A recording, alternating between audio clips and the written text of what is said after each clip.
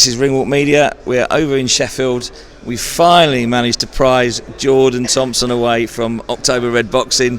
She's given him up for 5 minutes. Jordan, nice to see you. Thanks for your time, mate. So listen, you're currently 13-0, 11 KOs. Last one, of course, back in April on the Conor Benn card in your hometown of Manchester. How was that for you? That was amazing, man. It's always a pleasure to be back in Manchester. Always enjoy it, going back home. A lot of memories there, and I'm keen to obviously make some more there. So it's been good to go back there, make some statements, perform, put on a show in front of the home fans. And but now, yeah, we find ourselves in Sheffield, the Steel City. So hopefully we'll go out there tomorrow night and get some more fans. Superb. And listen, just go back to that fight on Conor Benn, because we didn't quite manage to get you that night either, because you were probably buzzing and off doing lots of other press. I mean, you know, were you expecting to take him out that quick? We were actually sat behind that knockout and it was pretty brutal. Yeah, I mean, it's one of them. I think with every fight I do put that pressure on myself to get the knockout, to get the stoppage. But I think what I've started to learn now, each fight that I've been having under my new team. I've got Coach G, Frank Greaves working together, and it's all about being relaxed, being calm, being cool, being collected. And with my power in both hands, the knockouts will come as long as I stay nice and relaxed, not forcing anything, not over-committing with punches and stuff like that. So I think I'm just being a lot more assured there in the ring now. I'm a lot more aware of what I'm doing, and I'm a lot more aware of what I'm making my opponents do. So I was definitely expecting that sort of stoppage in that sort of fashion, yeah. And, you know, this time out, you've got a title fight, the IBF European cruiserweight belt. You know, you must be pleased that you got a nice step up and hopefully a strap coming home to Manchester. 100%. I think the strap coming home to Manchester is inevitable, but how we go about that's another thing. It's how we get the win. And again, like I've just said, I put that pressure on myself. I do want to go out there and make a statement, but the win is the main goal. That is the main goal, and the win is what will be achieved. But yeah, the step up's amazing. The step up is amazing, and I think that's just a testament to working with the best promotional company, the best management team in the business. I'm working with Matchroom, DAZN. You know, big thank you to Eddie Hearn and Frank Smith for giving me the opportunity and putting me on that platform. And big shout out to Brian Peters as well, man, the magic man behind the scenes. And you know, you talk about this fight, you're gonna try and win with style, but you know, Godino, he's got 9 knockouts out of 14 wins, so he's a really tough opponent.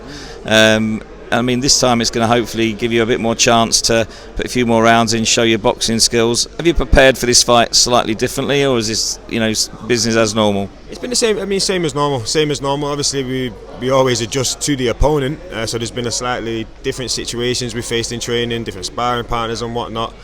But it's just another fight. I'm not going to go in there and say, all I've got to worry about is what I'm doing, because at the end of the day, you've got a 15-odd stone man in front of you with 10-ounce gloves on. We can't be silly enough to not worry about what he's doing, because he's there to try and take my head off. But I am putting that pressure on myself. I do what I go out there, I will make a statement, and it will be exciting. But he has been put in place to hopefully test me, take me a few rounds, and see what's what. He's a tough, durable game man. He's lively, so for me to go out there and make it look easy would be a special statement, that's for sure.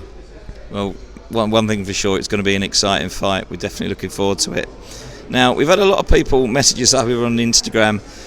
They've sent us some questions in, so you don't know about this, but we're gonna shout them out to you. It's actually more people want to know, do you actually play football before you started boxing? Were you over in Macclesfield and then Manchester City? That's right, Macclesfield. Yeah, I was at Macclesfield City and then Macclesfield, and then that was a feeder club, I think, for Everton and Man City. We ended up at Man City for a bit. So yeah, I had an eventful childhood there. The dreams of being a footballer. And then apparently you went into tennis, and you actually played a year on the British tour. Is that right? That's right. I got to a pretty decent level in tennis. Love tennis. That was my true love. Still love the sport to the day. Love watching it. Love playing it when I get the chance. But yeah, got a lot of time for tennis. But yeah, we had to knock that one on the head. So what made you switch over to boxing? How did you know that boxing was the one for you? Boxing found me. I had to stop tennis. Just couldn't fund myself. Family couldn't fund it anymore. It was tough, and I think with the family bending over backwards as they did, and I kind of had that chat with myself. Am I going to be? Listen, I'm an individual where I'm very competitive. I have to be the best at what I'm doing. I'm not in anything just to take part in any walk of life. So it got to a point where I asked myself the question, am I going to be the best at this? I could have been the best at it, but Was I able to get where I needed to get and fund myself to get where I needed to get? No. And I just wasn't able to put myself through it anymore. I wasn't able to put the mum and dad through it anymore. They did everything they could. So it was a heartbreaking time, if I'm honest.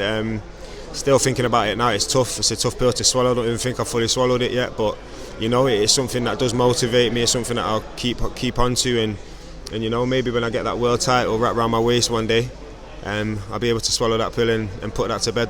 Well, one day soon, we hope. And the way you're going on at the moment, it's probably the correct statement. So obviously you chose boxing. You've had a great start to your career.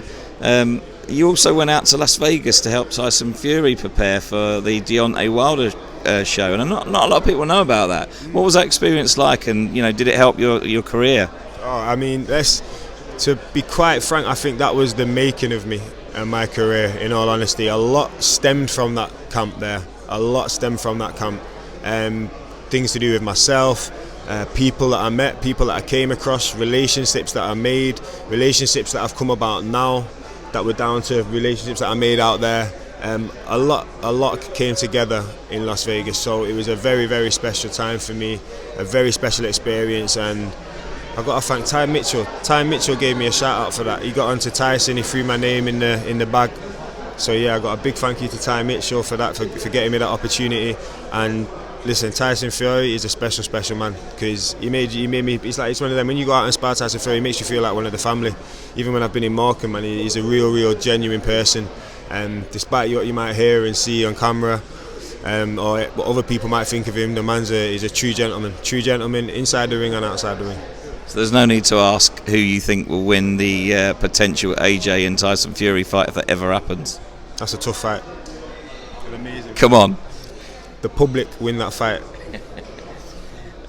So we know that a lot of people are making their way over to Sheffield today and tomorrow, obviously, to support you. Just how much does it mean to have that home support coming over all this way? It's special, man. Listen, the support is always appreciated. I've had a lot of support from early on in my career when I was on the small horse shows, and people, I think, would come and see me just knock over people who we kind of all knew I was going to knock over. So it was special for them to come and support me and just show the loyalty and commitment to really following my journey, and it is really appreciated, because as we know, in a sport like boxing, when you haven't really got the support, it's a tough ask. It is a tough ask, and you don't really get the opportunities that you really could get or should get. So to have that support, it meant the world, and it means the world, and we'll continue to make those people proud. Well, great answer. So you mentioned World Championships. Say, for example, you win your fight, which, you know, you're confident that you'll do, and you're, you know, an IBO. IBO. It's the You're a champion. Would you look at perhaps a potential world title fight against maybe someone like the IBO champion Jack Massey, or Manchester clash? Yeah, Jack Massey. That fight actually got mentioned, to be fair, when I was with Mr. Warren, but, you know, times change. And listen, Jack Massey is always a fight that I think it would be big for Manchester. It would be very big for Manchester, and I think it's a fight that people who know me know it's a fight that I'd have no problem taking. But like I say, I've got an amazing team in place. I'm with the best promotional outfit, the best management team, and they're going to head me in the right direction at the right time. But I don't duck no smoke. I run up the chimney. Well, listen, Jordan, we appreciate you taking time out just before the weigh-in, and we wish you best of luck on Saturday. Thank you so much for your time. Thank you very much, my man.